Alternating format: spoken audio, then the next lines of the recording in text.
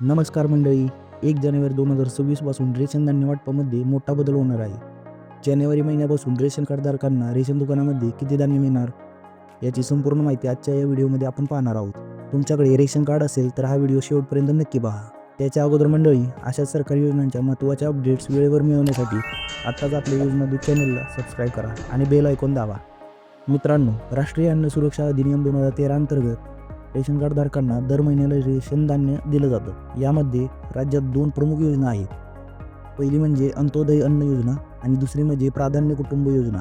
आणि याच 2 योजनांच्या धान्य वितरणामध्ये 1 जानेवारी 2026 पासून बदल करण्यात आला आहे. आत्तापर्यंत रेशन दुकानांमध्ये अंत्योदय शिधापत्रिकाधारकांना 25 किलो तांदूळ व 10 किलो गहू असे भेटत होते आणि प्राधान्य कुटुंबांना प्रति सदस्य 4 किलो तांदूळ व 1 किलो गहू याप्रमाणे रेशन धान्य दिलं जात होतं. पण आता अंत्योदय शिधापत्रिकाधारकांना 20 किलो तांदूळ व 10 किलो गहू भेटणार आहे आणि प्राधान्य कुटुंबांना प्रति सदस्य 3 किलो तांदूळ व 2 किलो गहू याप्रमाणे रेशन धान्य दिलं जाणार आहे.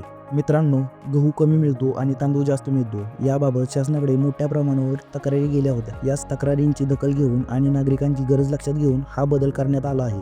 यासाठी राज्य शासनाकडून अधिकृत मंजुरीही देण्यात आलेली आहे. तर थोडक्यात सांगायचं झालं तर अंत्योदय धारकांना 20 किलो तांदूळ व 10 किलो गहू भेटणार आणि प्राधान्य कुटुंबांना प्रति सदस्य 3 किलो तांदूळ व 2 किलो गहू हे धान्य जानेवारी 2026 पासून रेशन दुकानांमध्ये मिळणार आहे. मंडळी, त्याचबरोबर एक महत्त्वाची सरकारकडून अपडेट आलेली आहे. ती म्हणजे जर तुमच्या रेशन कार्डवरचं पूर्ण धान्य तुम्हाला मिळत नसेल, रेशन दुकानदार कमी धान्य देत असेल किंवा काही कारण सांगून धान्य न करत असेल तर आता गप्प बसू नका.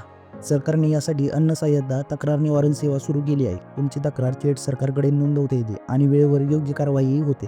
त्यासाठी तुम्हाला खाली दिलेल्या नंबरवरती कॉल करावा लागेल किंवा खाली दिलेल्या व्हॉट्सॲप नंबरवरती SMS ही तुम्ही करू शकता. लक्षात ठेवा मित्रांनो, तुमचा आवाज आता दाबला जाणार नाही, कारण ही समस्या एकट्याची नसते. तक्रार केली तरच तोडगा निघतो. अशीच उपयुक्त माहिती वेळेवर मिळवण्यासाठी आपल्या योजना दूत चॅनलला सबस्क्राईब करा आणि हा व्हिडिओ इतर रेशन कार्ड धारकांपर्यंत नक्की शेअर करा.